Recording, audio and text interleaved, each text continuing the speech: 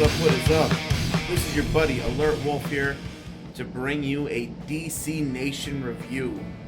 That's right, this time it's of the new Justice League movie, Gods and Monsters. Now, it's not an unboxing, but I will show you what it looks like. This is the standard box, not the one that comes with the action figure. Inside, we just have your standard DVD, Blu-ray. For some reason, the DVD is purpley, I guess, or whatever. But, standard stuff. Alright, I am actually going to give you two DC Nation type reviews. First one is going to be of this.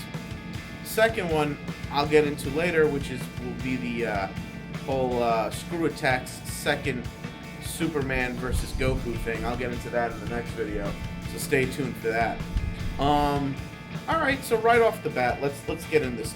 So, basically, Bruce Timm has been a man involved in the DCU animated franchise movies and TV shows since I believe the original Batman show that was on Fox.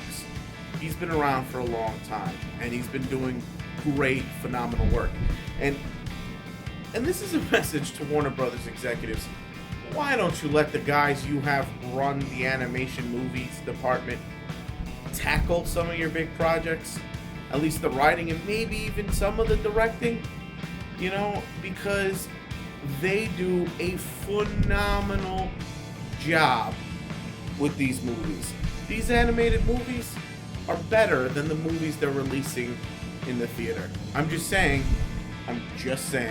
They're more ambitious with the story. They're a little more ballsy. Obviously, animation, you can get away with a little bit more, but still, I wish they were the people responsible. Alright, that being said, Bruce Timm got to create his own Elseworld. And it's his own unique, original, alternate reality take on the Justice League. And that is the premise of Justice League God and Monsters. It's a darker take on them. The characters are different. Although all of them are, they're supposed to be Superman, Batman, and Wonder Woman, the Trinity. They're different in many ways. Drinking some shock top there. But, interesting takes on it. Now, if you really wanted to get a feel for these characters, there are video shorts for each character. There's a short, and it's on YouTube. You can find it. I may put the link below if I remember to find it, but basically, they put out a short for every character. So there was a Batman short, a Superman short, and a Wonder Woman short. Those shorts are amazing. They made my wife, who doesn't even like these type of movies too much, want to watch the film. They're all really good. The first one is Batman and Harley Quinn. The second one is Superman and Brainiac. The third one, I think, is a Wonder Woman and Giganta, and they just give you a glimpse of what these characters are like and who they are. So, not to get too much, I could get into the story. So basically, what the big points in this movie was, it was a murder mystery to try to solve who's killing off the top scientists in the DCU. Now, since this is an alternate reality, things happen a little differently, obviously. For one thing, Superman didn't land. First off, Superman is the son of Zod. Let's get that right off the bat. He stops Jor-El, and essentially, they didn't have him naturally. They were going to use a machine and incubate him in space. So Zod put his DNA instead of Jor-El. Thus, he's the son of Zod and same Superman's mother, Kara. So he's kind of like a rape baby. There was no rape, but you get my point. The other thing to note about this movie is Superman is Mexican. Yeah, there you go. They call them migrant workers, but basically he lands in the desert. Luther leads the scientific team to find him, And by the way, Luther in this movie is great. Um, Even though Luther's the character in this film where when you watch it, you're like, I want more Luther. Like, yeah, he's not. He's a fixture in the movie, but he's not the main focus, obviously, of the movie. But you want more of Luther because Luther to me is probably one of the most interesting characters in the film. But let me get back to what I was saying. So Superman gets found by Mexicans who smuggle him out of there, and they're like, no, we don't know, I don't know, there was nothing in there. So basically, Superman, the ultimate illegal alien, I get it. I thought that was great, and this Superman is different from, if we're gonna just get into the characters, and what I'm gonna do is I'm gonna give you each of their origins, and we're gonna just get into some of the characters. This Superman is different from Kal-El, and Clark Kent for that matter, because being part Zod, right, and to me he's almost like this great king in waiting, He has that type of presence where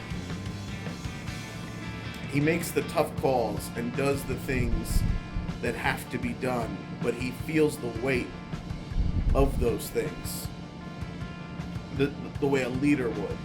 And so,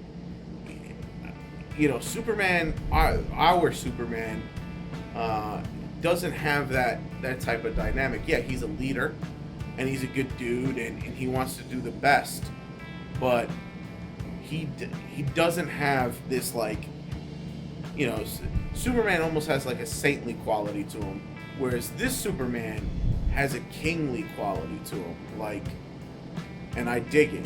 Like, he could start an empire. I guess that's part of the dilemma, but he would rule it correctly, maybe righteously, but tough but firm, and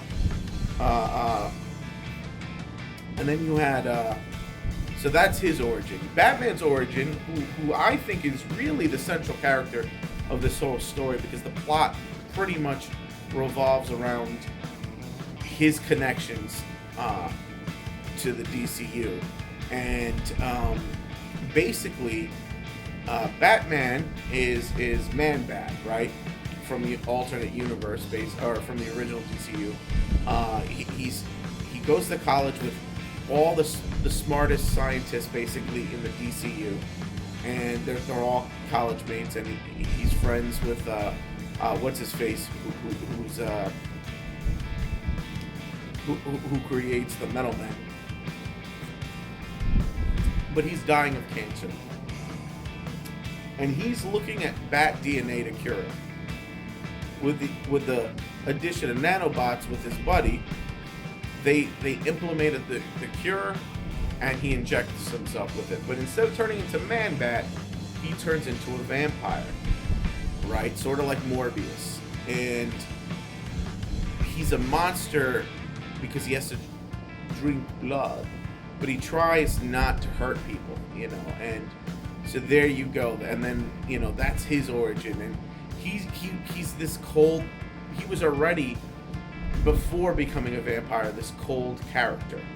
And now, after becoming the vampire, he fits more his personality, He's just more of the same, basically. He got a little bit colder, but he was already a cold human being. But strong sense of justice, and well, not so strong sense of justice, but a good person at his soul. And then we have Wonder Woman, and her origin is different. She is the granddaughter of Highfather, and she was gonna marry Orion. I think her name is Tara. Is it Tara? No, Becca. Excuse me, Becca. And if you watch the special features on the disc, he explains where he found her character from an old Jack Kirby comic, and she's not well known, and she was Orion's love interest, and so he basically dusted her off, and reinvented her as the Wonder Woman. So essentially, she she's not, she's not. It's funny. She is from the gods, though, right? She's a new god. She's not a classic god or a goddess or demigod, but she is a new god, which explains her strength. And her and Orion were getting married to end the war. And Orion gives her sword, finest sword ever made on Apocalypse, gives her a boom tube generator at the hilt, and it was like Game of Thrones. They get married, and Highfather pulls a coup and annihilates everybody on from dark side to Desaad, and finally Orion falls, and she is furious because she did love Orion, so she turns on them and then leaves, and that's when she goes to Earth. But her character is very live life to the fullest, no need to hold back. Like, her original life was on pretense and being buttoned in as a princess, but now she's boisterous and full of life and slutty and hot and redheaded. I don't know how else to put it. And so, that's the thing. And, there's a lot of jokes about her and Superman banging, but she's like, that's not the way it is. Because really, Superman looks at Wonder Woman like his slutty best friend, who's a chick. Kind of his sister. Yeah, if they were drunk one day, I'm sure they'd do it. But since he's Superman, he can't get drunk. But yeah, she's just like my slutty little sister, basically. Not little sister, best friend chick. My slutty best friend, and it really, as much as it's about these characters, they're still close, and it's about that pseudo family. So basically, the plot is the scientists are being killed, and not only are they being killed, but they're being killed by these robots in a way that implicates the Justice League. There's a twist. I'm not going to give away the twist. What a twist. And you're shocked about who the villain is, and it's trying to figure out who did what, why are they dying, who's the responsible one. And it's clear that it's about setting up the League, and the League are in a precarious spot, and they're going to fight, and they kill. And so it's really good, a lot of action. It's darker than you usually expect these stories to go. And I dig all the alternate things. So, all in all, I give the movie a 5 out of 5. I absolutely love it. I can't get enough of it. There is, I want to see more films out of it. I want to see a whole comic line dedicated to this universe, because it's so interesting to me where you even go from here. Excuse me. As for the Blu-ray, I have but one criticism. A buddy of mine purchased this early with digital download. He got the animated shorts with that. I did not get the animated shorts in this Blu-ray. Why aren't the animated shorts in this packaging? I have no idea the reason behind it. Maybe it was so much later when the others were done that they couldn't add it to the disc. I don't know. But all I know is it should have been on here, and I have a feeling like those three little shorts are going to be lost in the annals of history. So I don't know. That's my one criticism. So on the Blu-ray, I give the Blu-ray a 4.5 out of 5 because I'm upset about that. But yeah, very good, interesting characters, interesting story, darker than usual. But there's a clear vein of light through the darkness, and our characters find our way to that point. So yeah, that's enough out of me. 5 out of 5. Beautiful film. Go see it, buy it, own it, whatever you want to do. It is well worth it. So click it up if you like it, comment if you must, and please, please, please subscribe if you can. And this is your buddy, Alert Wolf, signing out.